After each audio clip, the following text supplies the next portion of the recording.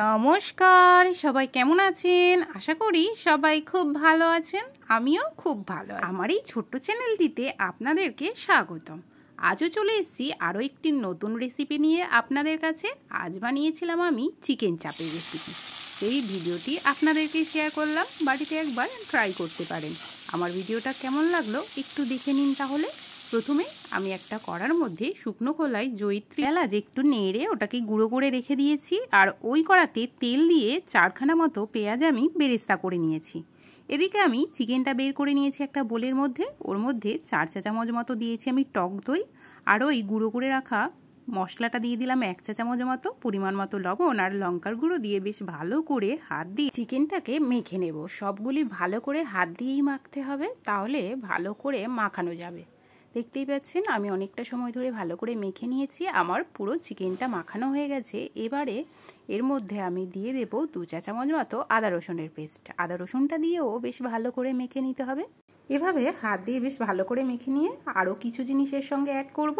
এখানে আমি দিলাম 1 চামচ মতো ছোলার ছাতু, 1 চা চামচ মতো দিয়েছি গুঁড়ো দুধ, 1/2 চা চামচ চিনি, আর দিলাম এখানে 3 ফোঁটা মতো মিঠা আতর। এই সব ইনগ্রিডিয়েন্টস দিয়ে আবারও বেশ ভালো করে হাত দিয়ে মেখে নিতে হবে।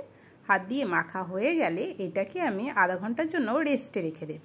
এদিকে আমি ওই কড়াতে বেরেস্তাটা তুলে নিয়ে এখন আমি ওর মধ্যে দিয়ে দেব কাজু বাদাম 1 মুঠো মতো, দিয়ে একটু ভেজে নেব। নিয়ে ওখানে আমি পোস্ত দিয়ে দিলাম 2 চামচ মতো, দিয়ে একটু নেড়ে ছেড়ে নিয়ে আমি ওই যে পেঁয়াজের বেরেস্তাটা করেছিলাম হাফটা এখানে আমি দিয়ে দেব।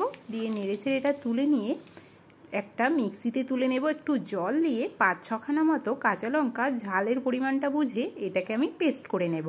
আর হাফ যে পেঁয়াজের বেরেস্তাটা আছে ওটাও আলাদাভাবে পেস্ট করে নেব। এবারে এই কড়াতে সাদা তেল দিয়ে তেল গরম হয়ে গেলে গোটা গরম মশলা ফোড়নে দিয়ে 1 চা চামচ মতো আদা রসুনের পেস্ট দিয়ে দেবো। দিয়ে একটু নেড়ে ছেড়ে নেব। যতক্ষণ না আদা রসুনের স্মেল দূর হচ্ছে ততক্ষণ নেড়ে নেব। তারপরে আমি এখানে দিয়ে দিলাম 1 চামচ মতো কাশ্মীরি রেড চিলি পাউডার, 1/2 চা চামচ ধনে গুঁড়ো, 1/2 চা চামচ জিরে গুঁড়ো। কাশ্মীরি রেড চিলি পাউডার আর একটু দিলাম কালারটা বেশ ভালো আসার জন্য। এরপরে কাজু বাদামের যে পেস্টটা করেছিলাম, কাজু পোস্ত পেঁয়াজের পেস্টটা, ওটা দেব প্রথমে। একটু নেড়ে চেড়ে নিয়ে গ্যাসটাকে সিমে রেখে একটু নেড়ে চেড়ে নিলাম। এবার হাফ যে পেঁয়াজের বেরেস্তাটা আলাদা রেখেছিলাম সেটিও বেটে নিলাম। বেটে নিয়ে এখন এর মধ্যে দিয়ে দেব সম্পূর্ণটা। দিয়ে আবারও বেশ ভালো করে নেড়ে চেড়ে নিতে হবে। মশলাটা এভাবে অনবরত নেড়ে নিয়ে তেল ছেড়ে আসলে তখন ম্যারিনেট করে রাখা চিকেনটা একে একে দিয়ে দিলাম মশলার মধ্যে। দিয়ে ভালো করে মশলার সঙ্গে চিকেনটাকে মেখে নিতে হবে। গ্যাসটা কিন্তু এখনও সিমে রয়েছে। গ্যাসটা একেবারে সিমে রেখে সম্পূর্ণ রান্নাটা করব। মিডিয়াম টু হাই ফ্লেমে দেব যখন জল দেব। তো এতক্ষণ আমি একটু নেড়ে নিলাম। এখন কিছুক্ষণের জন্য ঢেকে দিলাম। ঢাকনা খুললেই দেখতে পেলেন কি সুন্দর কালারটা চেঞ্জও হচ্ছে আস্তে আস্তে, আর চিকেন থেকে জল ছাড়তে শুরু করে। এভাবে একটু ভালো করে চিকেনটাকে নেড়ে নিয়ে আবারও ঢেকে দেব। এভাবে কিন্তু বারবার আমি ঢেকে ঢেকে রান্নাটা করব। ঢেকে ঢেকে রান্নাটা করলে চিকেনটা একেবারে সিদ্ধ হয়ে যাবে। দেখতেই পেলেন আবারও ঢাকনাটা আমি খুলে নিয়েছি। নিয়ে আবারও একটু বেশ ভালো করে নেড়ে চেড়ে দিচ্ছি। এভাবে কিন্তু চিকেনটা অনেকটা সিদ্ধ হয়ে এসছে।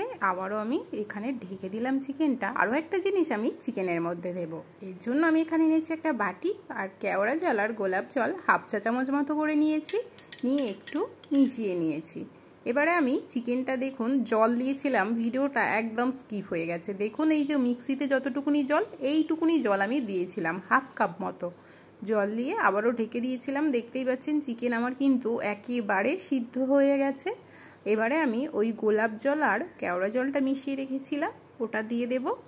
এখন এর মধ্যে ভালো করে নেড়ে নিলাম। চিকেনটা দেখেই বুঝতে পারছেন একেবারে সিদ্ধ হয়ে গেছে। বারবার ঢেকে ঢেকে করছিলাম, তো চিকেনটা একেবারে সিদ্ধ হয়ে গেছে। তো জলটা আমি কিন্তু 1/2 কাপ দিয়েছিলাম, ভিডিওটা একদম স্কিপ হয়ে গেছে, বুঝতে পারিনি আমি, তার জন্য সবার কাছে আমি ক্ষমা চেয়ে নিচ্ছি। তো আমার রান্নাটা কিন্তু একেবারে রেডি হয়ে গেছে। দেখুন কত সুন্দর একটা কালার এসছে, আর একেবারে চিকেনটা রেডি হয়ে গেছে। যার শেষে দিয়ে দিয়েছিলাম ওই জয়িত্রী আর এলাচের গুঁড়োটা। আপনারা চাইলে এই জয়িত্রী এলাচের গুঁড়োর বিপরীতে কিন্তু বিরিয়ানি মশলা ব্যবহার করতে পারেন, ম্যারিনেটের সময়ও শেষেও। তো আমার রান্নাটা পুরো রেডি হয়ে গেছে। গরম গরম এই চিকেন চাপ দিয়ে আমরা কিন্তু বিরিয়ানি খেয়েছিলাম। আপনারাও কিন্তু রুটি, নান, পরোটার সঙ্গে একদিন বাড়িতে বানিয়ে খেতে পারেন। রাতের ডিনারটা কিন্তু একেবারে জমে যাবে। আমার রেসিপিটি যদি আপনাদের ভালো লেগে থাকে তবে কিন্তু অবশ্যই একটি লাইক, একটি কমেন্ট এবং শেয়ার করে অন্যজনকে দেখার সুযোগ করে দেবেন। আর দেখুন চিকেনটা কি সুন্দর নরম সিদ্ধ হয়ে গেছে তুলতুলে হয়ে। রেসিপিটি কেমন লাগলো অবশ্যই জানাবেন। নতুন রেসিপি নিয়ে আবারও আসছি, ততক্ষণের জন্য টাটা।